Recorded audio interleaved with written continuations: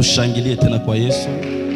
Tunamubariki Mungu asubuhi ya leo, tupatia neema na kibali ya kuwa hapa. Tunasema jina lake libarikiwe sana. Tunakubariki pia wewe ambao uliacha yote au ukafika hapa siku ya leo. Tunasema Mungu wa hii madhabahu akubariki. Tutasimama tusome neno la Mungu. Simama kwenye huko, simama, tusimame sote kwa bemangale banaikala. Tunasoma kitabu cha Yeremia 17 mstari wa 5 hadi 8. Tunasoma kitabu cha Yeremia sura ya 17 mstari wa 5. Bwana anasema hivi. Bwana anasema hivi. Amelaaniwa mtu yule, amelaaniwa mtu yule anayeamini mtu, anayefanya mtu kuwa mkono wake, anayefanya mwanadamu kuwa mkono wake, na moyoni mwake ameacha Bwana, na moyoni mwake ameacha Bwana. Tuendelee mpaka 8. Maana atakuwa kama mti wa jangwa, usio na majani, usiwe na majani, wala hataona wakati mema yanapokuja, lakini atakaa pahali pakavu, katika ukiwa, katika jangwa, katika nchi ya chumvi, isiyokaliwa na mtu. Amebarikiwa mtu yule, anayetegemea Bwana. Kwake yeye Bwana ndiye tumaini lake. Maana atakuwa kama mti uliopandwa kando ya maji, unaofikisha mizizi yake karibu na mto. Hautaona woga wakati wa jua kali unapokuja, lakini majani yake yatakuwa mabichi. Wala hautahangaika mwaka wa uchache wa mvua, wala hautaacha kuzaa matunda. Amen. Amen. Tushangilie kwa neno la Mungu. Tushangilie na wenye biko nje baingie ndani. Tuko na somo yetu ya mfupi ambayo inasema kutegemea Bwana. Somo yetu inasema kutegemea Mungu. Hapa kwa tunasoma tunasikia yako maneno mbili. Neno ya kwanza, Mungu anasema eti alainiwe yule anayemtegemea mwanadamu. Neno la pili nasema amebarikiwa mtu yule ambaye anamtegemea Bwana. Kwa nini tufundishe ya kwamba tutegemee Mungu? Ni kwa sababu katika maisha ya Ukristo hatutakiwi kutegemea mwanadamu, lakini tunatakiwa tutegemee Mungu. Na kwa nini tusitegemee mwanadamu? Ni kwa kuwa mwanadamu yeye ni mpitaji, iko na mwisho. Lakini unapotegemea Kristo, maandiko yanasema yeye ni jana, leo na hata milele, yaani mwanzo na mwisho, Alfa na Omega. Lakini ukitegemea mwanadamu, unaweza mtegemea juu leo uko na pesa na apredeza pesa inaisha. Unaweza mtegemea juu iko na kazi, apre inane kazi inaisha. Unaweza mtegemea juu angali napumua, kisha mwaka moja anafariki, na tegemeo lako linakuwa linapotea bu. Haleluya. Lakini wakati tunategemea Mungu, wakati tunaweka tegemeo letu kwa Bwana, ni kusema Mungu yeye ni wa milele, sababu haiko sawa vile mwanadamu. Haleluya. Na kwa nini Biblia inatuambia kwamba amelainiwa yule ambaye anategemea mwanadamu, na amefananishwa kama vile mti napandwa ndani ya jangwa yenye haina tena majani? Ni kwa sababu Mungu anajua ya kwamba asili ya mwanadamu ni traizo, asili ya mwanadamu ni deception. Unaweza tegemea mwanadamu sana, unaweka tegemeo lako kwake, lakini ghafla anakudesevoir. Unaweza tegemea baba aliyekuzaa, unasema mie nimezaliwa na baba fulani, baba yangu ndio mwenye atanitayarishia njia zangu, na ghafla magonjwa yanaingia, baba anakufa, anakudesevoir. Unategemea kusema niko na ndugu Bulaya atanisaidia, na siku moja unapata shida, unamuita na kuambia na mie sina cha kukusaidia, na ni pale ulikuwa unaweka tegemeo lako. Lakini kama ulikuwa unaweka tegemeo kwa Bwana, hakuna siku unaweza ita Mungu akashindwa kukujibia, kwa kuwa yeye peke anasema kitabu cha Yeremia kwamba uniite na mie Mungu nitakusikia na nitakufunulia mambo usiyojua. Haleluya. Kumbe tujifunze kuweka tegemeo yetu kwa Mungu, tutoshe matumaini yetu kwa wanadamu. Na mtu sana mwanategemea kwa wanadamu anakuwa kama mtu mbaya sana. Kwa sababu gani? Unaweza tegemea ndugu yako, na wakati unamwendea na kuambia na mie vitu viko vigumu kwa hii hali, na unaenda na makonflikt, unasema alishaanza jiona, hapanake tena, alishakuwa mchoyo. Jua nini? Ulimtegemea sana. Haleluya. Lakini kama unaweka matumaini kwa Mungu, hakuna siku yenye unaweza enda tafuta Mungu ukose Mungu haiko. Hakuna siku unaweza omba Mungu kitu Mungu akuimi yake unamtegemea. Leo tunaomba hatuone majibu ya mahitaji, ni kwa sababu uko naomba, uko naambia Mungu, Mungu nikumbuke, muyomba wangu mweko bulaya niite. Uko naomba na uko na munategemea. Mungu anakuachaka kwanza, na Mungu anapatia yule mtu moyo mgumu asikukumbukake wala asikusaidia. Haleluya. Lakini wale wanapoomba, anashuka kwa magoti, anaambia Baba, mie sina mtu, lakini Baba wewe njoo mimi nategemea. Baba, sina mtu mwenye mimi nahitaji yako kazi, wewe njoo mimi nategemea. Sina mtu mwenye mimi nategemea Papa wewe. Wakati unaomba, Mungu anaangalia, naona katika maombi yako hakuna mtu unawekea tegemeo lako, ni pale Mungu anaexauce priere yako, kwa sababu aliona umemtegemea yeye na hakuna aliyetegemea Bwana. Bwana kamwacha kaaibika. Tumeaibika kwa sababu tumetoa matumaini yetu kwa Bwana, tumeiwekea wanadamu. Haleluya. Kwa nenda omba Mungu, naonesha Mungu lisanse ya Mungu, koma mimi lisanse mzima, niko na doktora. Mungu koma nikuwe hivi. Mungu anakuona, anasema wewe unategemea doktora yako, na ukitegemea doktora yako sana, Mungu anaiachaka inakuwa doktora yenyeko sans valeur. Lakini wakati unakia mbele ya Mungu,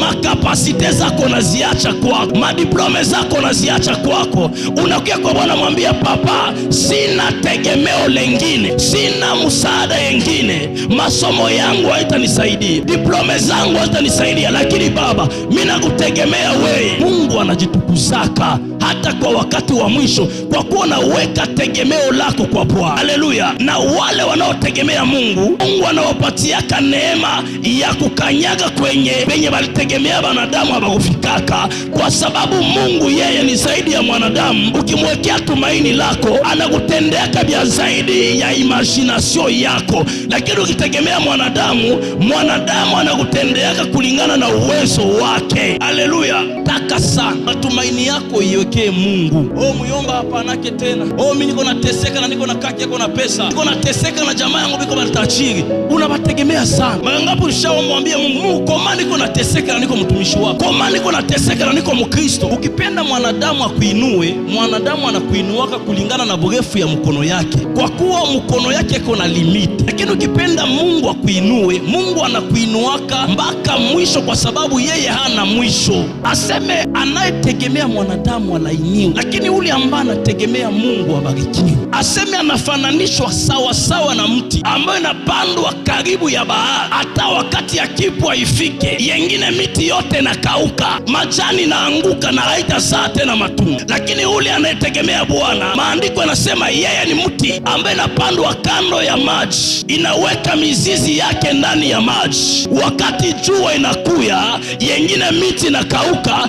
ile maji naipatia nguvu, majani yake haitaanguka na inaendelea kuzaa matunda tena. Hapa Mungu alipenda kutuambia kwamba yeye ni maji ya uzima, na tunapoweka tumaini letu kwake, tunaweka mizizi yetu ndani ya maji ambao ni Kristo Yesu. Hata zarube kuye namuna gani, bengine wanaweza anguka, shia juu tunaweka mizizi yetu ndani ya Kristo, tunabakia imara. Biblia inasema yengine miti wakati haizae matunda, ile yenye na upandwa kando ya maji yo inazaa matunda. Haleluya. Wale wanaotegemea Mungu, unaweza ona mko nafanya na biashara, uko nalio nasema hii siku abauze, hii siku bateja washakimbia, lakini yeye kuna uzishi. Haleluya. Mgoma tupate kazi ilifo connaissance, lakini yeye Mungu anampa kazi bila connaissance. Haleluya. Ni kwa sababu wewe uko mchangwa na uko muti yenye imeweka mizizi ndani ya mchanga, na yeye ni muti ambao inapandwa kando ya maji. Kumbe kenye wewe unaweza kosa, yeye haiko obligé kujikosa tu. Wewe unategemea muyomba, yeye anategemea Yesu Kristo. Haleluya. Yeye anategemea Kristo. Na leo nakutana mtu akikuwa na bandugu bawili Bulaya, anakuwa anatembea na fia, anajua iko na bandugu etasini, na anakuambia wote niambia nini? Sio kwa tana ndugu yako malishenda etasini. Na mtu ajikwambia vile, mwambie mie sina batu Bulaya, lakini niko na batu mbinguni. Kwenye batu ya Bulaya bozi nisaidia, batu ba mbinguni bananisaidiaka. Kenye mimi naweza lomba ba Bulaya bananiima, nikikilomba mbingu zitakinipatia. Pia neme mtu asikuogopesha juko na bandugu Bulaya, wako na zaidi ya benye biko Bulaya, wako na Yesu Kristo amana kaa kwenye kiti chake cha enzi, ambaye anakutayarishia mema. Mweke tu matumaini yako. Leo uko nateseka, kwa kuwa unategemea dunia. Leo uko unateseka ni kwa kuwa unategemea watu fulani, ni kwa kuwa unategemea msaada wako kutoka kwa wanadamu. Unajua msaada wa wanadamu ni msaada ya mazagao, msaada wa wanadamu ni msaada ya mashima. Mkimwona anavala bile, mie njoo nilimpatia bile vya navala. Mkimwona eko na nenepa, mie njoo mimi namkulishaka. Ile ni msaada wa wanadamu. Lakini Mungu akikupatia anafunga vinywa vya watu, juu hakuna mwenye ataongea, juu hakuna eforo yake. Haleluya! Na baraka ya mzuri ni ile baraka unapata, na hakuna mtajipiga kifua kusema kama iko vile ni juu yangu. Lakini unapowekea Yesu tumaini, wakati anakuinua, watu wasemake iko vile juu ya muyomba, banasemaka iko vile juu kuna yule ambaye alikufa msalabani juu yake, na leo amemfanya mtu wa vale. Bwana tusaidie sana, tuwekee Mungu matumaini yetu. Sana jeune fille naomba Mungu nipatie mariage, Mungu nipatie mariage.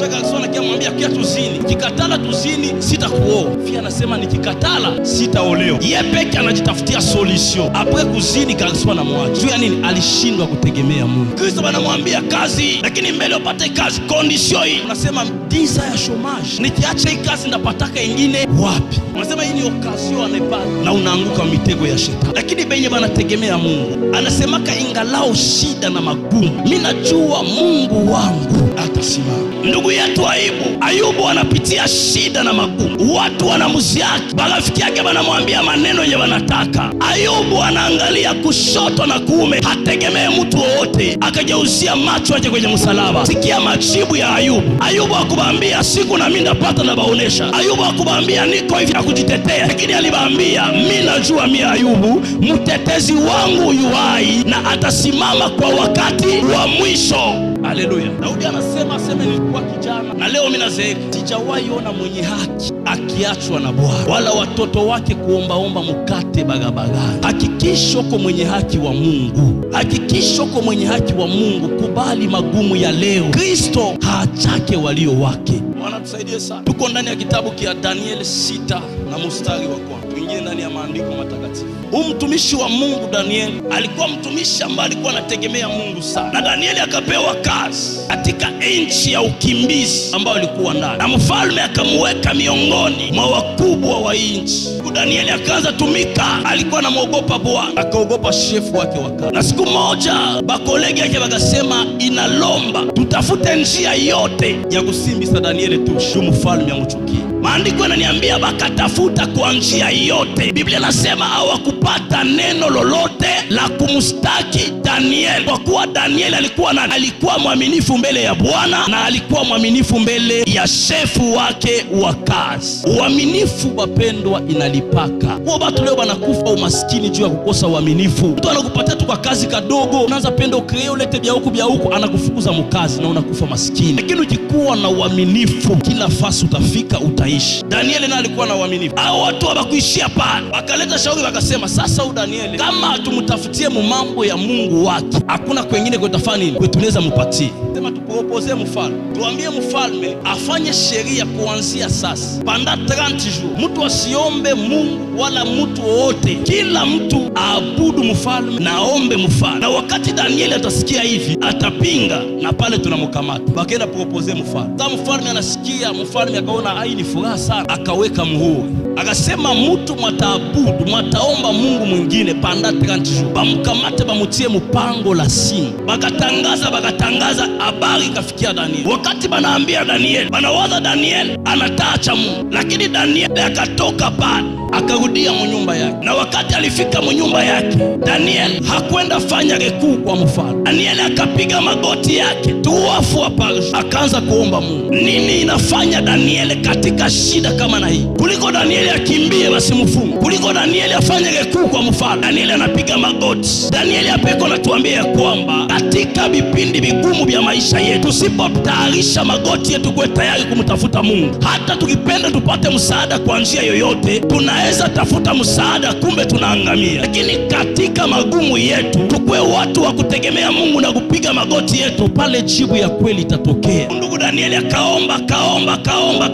Wale watu wakapita Bakutana Danieli iko naomba. Bakarudia bakaambia mfalme, si wewe ndio uliweka sheria? Unasema mtu mataomba mtu mwingine wala Mungu pandaye 30 jours atamtia mpango la mfalme. Akasema ndio. Akamwambia angalia sasa Danieli. Yeye tumemkuta iko naomba tu afua. Maandiko yanasema mfalme alikuwa anapenda Danieli sana. Na akatafuta njia yote ya kumponesha Danieli ikashindikana. Wakati mfalme anataka mara decision ya kuokoa Danieli, anamwambia kumbuka, hii ni sheria ya Wamedi na Waperesi ambayo haibadilikake na ulishaweka muhuri. Mfalme akasema sawa, mulete Danieli. Wakaleta Danieli bakamtupa mpango la simba. Danieli anaingia mpango la simba, banaweka lichi. Mfalme anarudia kwake. Aba batu kila mtu anarudia kunyumba yake, banenda fanya fete, banakunywa mashampani, banajua mission yetu tayari imereisi. Tu alishaingia wapi? Alishaingia mpango la simba. Akabakia kona intercede. Danieli anaiko mpango la simba. Mungu akachunga Danieli mwa ile pango la simba. Ikafika asubuhi mfalme anakuja. Analalamika anasema, Danieli mtumishi wa Mungu, eske Mungu wako alikuchunga, alikuponya? Danieli akamwambia, mfalme, Mungu wangu alituma malaika zake hapa, bakafunga vinywa vya simba wala hazikunigusa. Nini, kitu gani kinafanya Danieli akuwe ndani ya pango la simba? Na Danieli hana woga wowote. Ni kwa kuwa Danieli alikuwa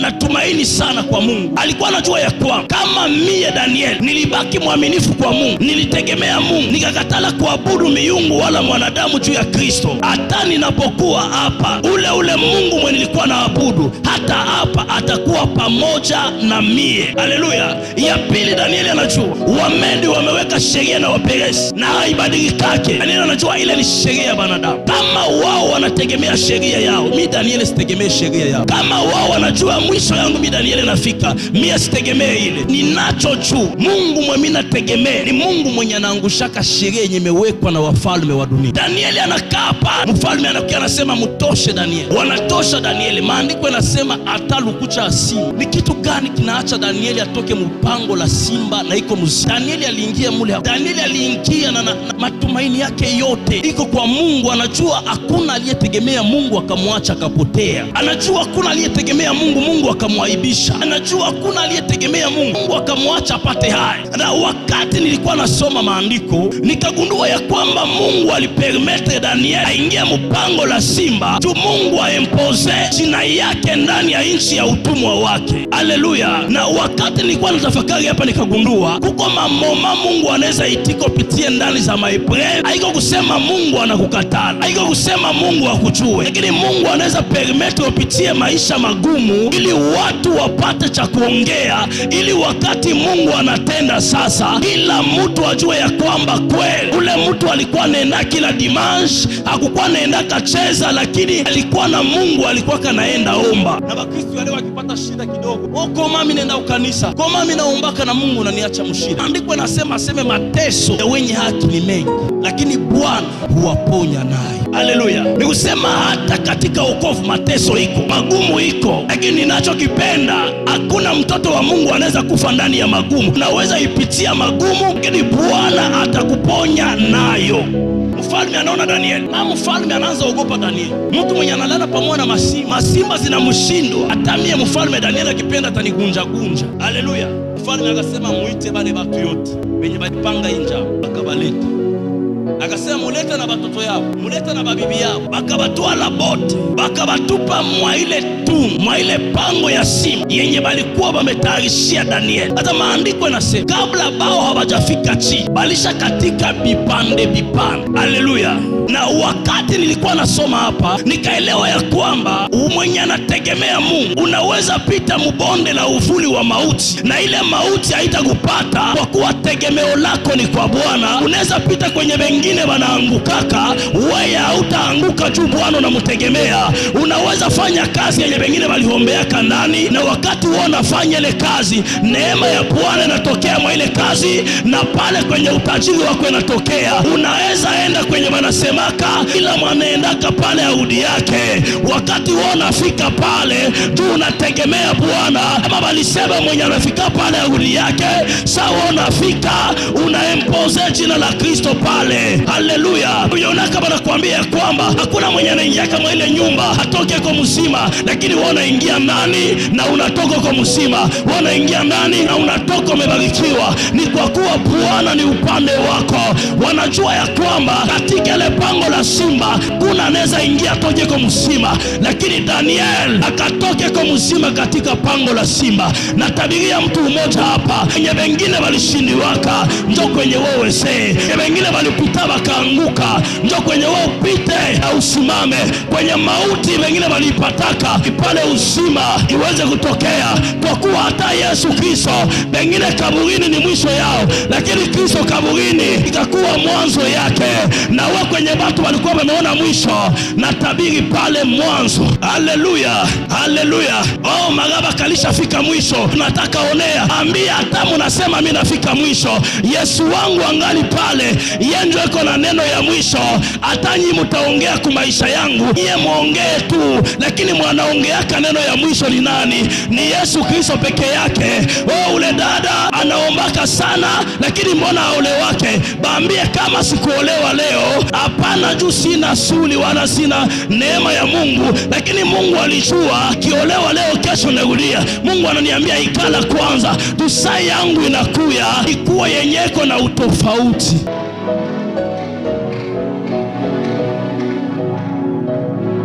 Tuendelee tukuwekea Mungu matumaini.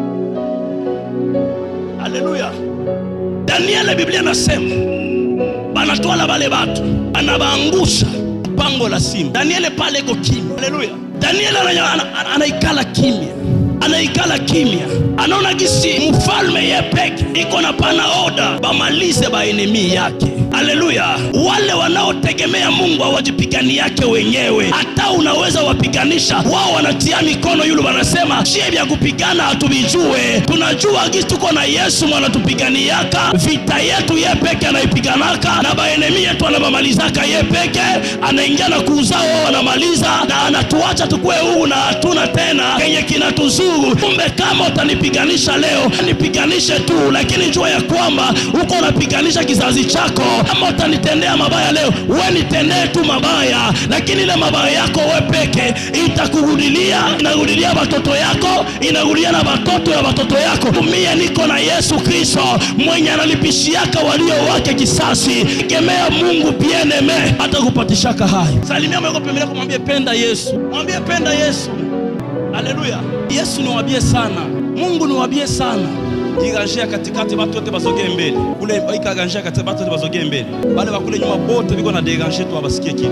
Iganjia katikati shebo tuzogee mbele. Mukanisa munatoka laana na munatoka baraka. Wakati unaingia mukanisa, inafaa fasi yako ya kuongea, Mungu atakulaani. Maandiko yananiambia kwamba wakati mfalme anamaliza, akaita Daniel sasa. Anakamata Daniel mkono, anaita watu yote mkuye sasa. Anasema kuanzia leo, hapana kesho, katika dunia yote na katika utawala wangu, kuanzia sasa hakuna Mungu mwingine wa kuabudiwa. Kuna jina lingine la kutajwa kama haiko jina la Mungu wa Daniel, kwa kuwa yeye ni Mungu anayeponya, yeye ni Mungu mwanaokoaka, yeye ni Mungu mwanatendaka bibi napita fahamu za wanadamu. Na Mungu wa Daniel akasimama katika nchi ya utumwa wake. Nimeacha nikwambie kwamba kila Mkristo aliyeokoka, Kristo anamfanyaga kuwa nuru. Hata katika giza unatokeaka nuru pale. Hata kwenye hawajue Yesu, unaempoza ka Yesu pale, na kila mtu anajua Yesu kupitia wewe. Oh, pale ni nchi ya Uislamu. Ukienda ndani batakukata kichwa uende. Nuru yako itaangaza pale, na jina la Kristo litavuma pale. Danieli anafikia vyote juu ya nini? Alitegemea Mungu. Mara ngapi ushasaliti Mungu juu ya vitu vya dunia? Mara ngapi ulishaacha Mungu juu ya magumu? Oh, mimi nakupatia kazi leo, uchagule ule Mungu wako na kazi yangu. Tala njala, mimi nachagula kazi, bado unakatala Mungu pasipo kujua. Oh, chagula Mungu wako wala kazi. Mtu akikwambia vile kuna kutenga na Mungu, na unasema mimi nachagula kazi. Umwa mtu akwambie wakati ya kazi usiende kukanisa, ule hakukataze Mungu. Lakini mtu anakuambia chagula entre Mungu na kazi, unasema mimi nachagula kazi. Pale pale unaasi Mungu. Saidie sana. Malizia ndani ya kitabu cha Luka sura ya 8 na mstari wa 43. Tuone mwingine mtu hapa habari zake tusaidie. Luka 8:43. Hapa tunaona habari za mwanamke ambaye alikuwa mgonjwa na alikuwa na magonjwa ya kutoka damu panda duza. Alikuwa mgonjwa panda duza, na hii duza, huyu mama alikuwa tajiri, alikuwa na nyumba, alikuwa na magari, alikuwa na pesa. Bwana tusaidie sana. Odepa huyu mama ategemee Mungu.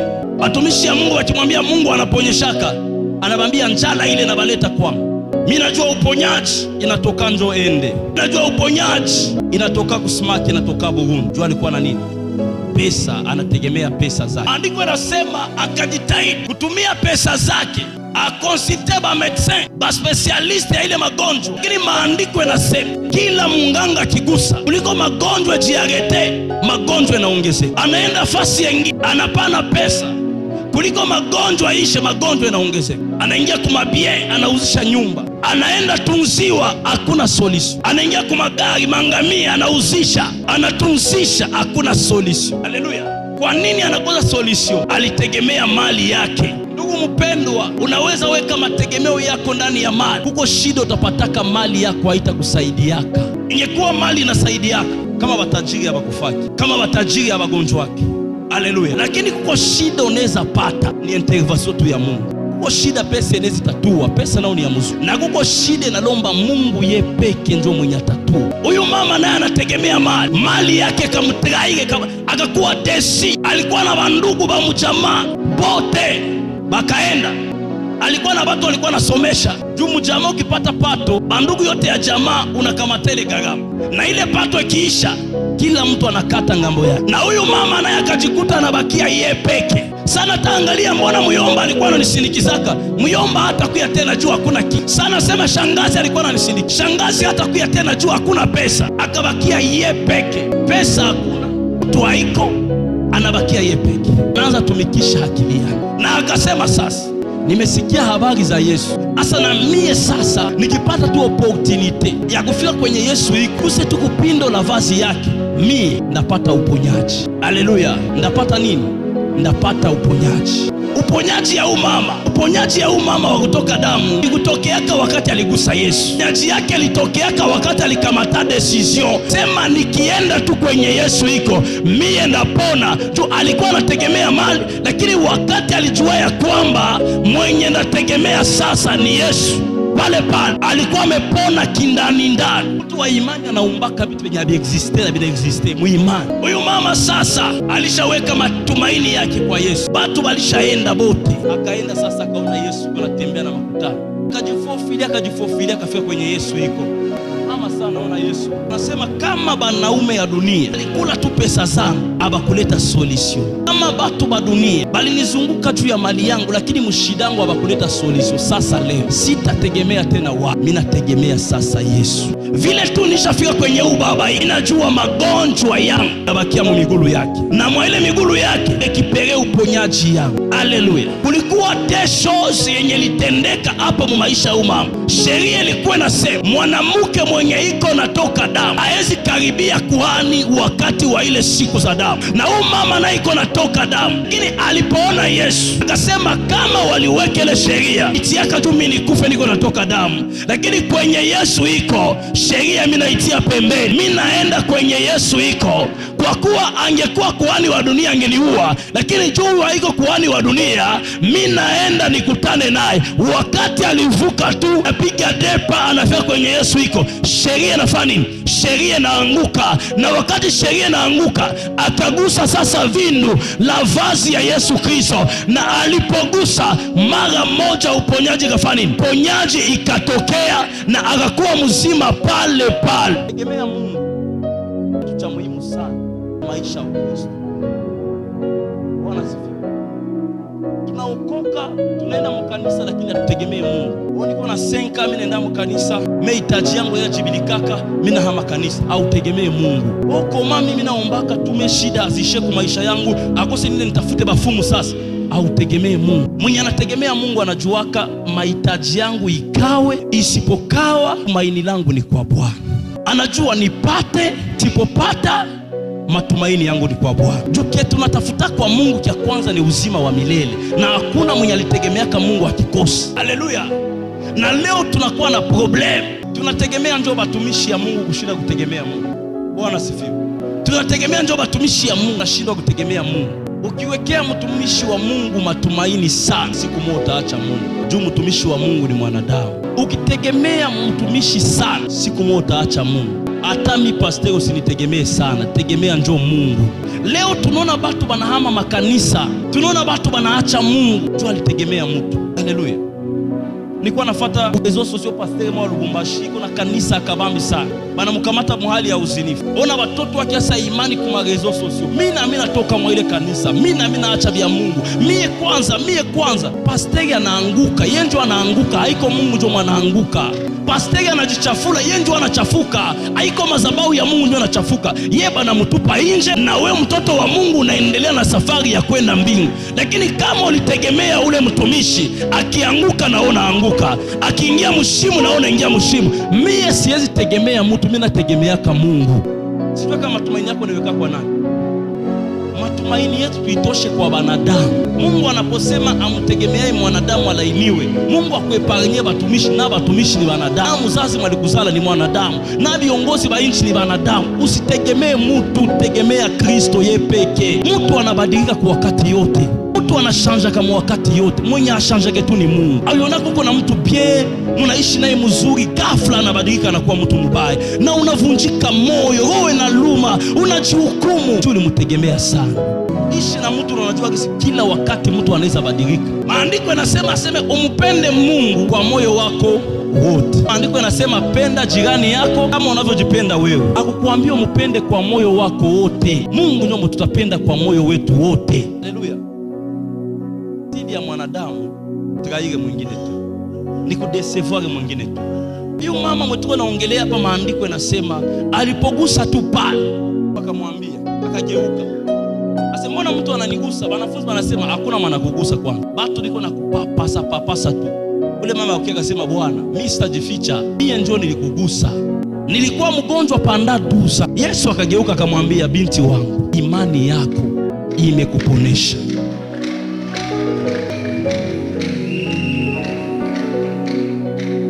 Imani ni matumaini, ni kutegemea. Kiliponesha umama, haiko effort yenye alifaa kutoka kunyumba kufuata Yesu. Kiliponesha umama kutegemea Mungu. Watu mingi balikuwa wanafuata Yesu na banafanya ile effort ya kumfuata, lakini matumaini yao kulikuwa kwa Yesu. Watu mingi banafanya effort, hakosemu vipindi vyote vya kanisa, hakosemu ibada zote, lakini ategemea yake Mungu. Akosake muibada, kila ibada hiyo, lakini yeye kutegemea Mungu, ategemea yake Mungu. Bakikala tu bawili, kwanza mimi nafadiza ya ukoo, mimi maisha ni hii tu. Sasa unapenda maisha kuwa, haleluya, unapenda maisha kuwe wengine boy balisha kuwa na magari, balisha kuwa na manyumba, mie tu. Unapenda ukuwe hae, mulizaliwa nabo tu mmoja, uliumbiwa nabo siku moja. Kila mtu Mungu alimtayarishia maisha yake, na hakuna mataibadilishaka, ni moya na hatutaibadilishaka. Kama Mungu aliumba utajiri, ni amini. Akaumba umaskini, ni amini. Akaumba mrefu, huyu mwembamba, huyu munene, amina. Kila mtu iko na maisha yake, na hakuna mataibadilishaka jua tuale ya mwingine. Muda wetu naenda, tunamalizia kusema hivi: mtu wote mwenye hategemee Mungu hana sehemu katika uzima wa milele. Benye biko na sehemu ni bale benye banaweka matumaini yao kwa Mungu. Ni bale benye banajua hata mvua, hata jua, hata milima, hata mabonde, hata zoruba ipite, itanitenga na Mungu wangu, kwa sababu kwake mimi naweka tegemeo langu. Na ni bale benye Kristo aliandalia sasa makao. Mungu atusaidie tegemee Mungu a partir ya leo. Mungu abariki neno lake. Amen.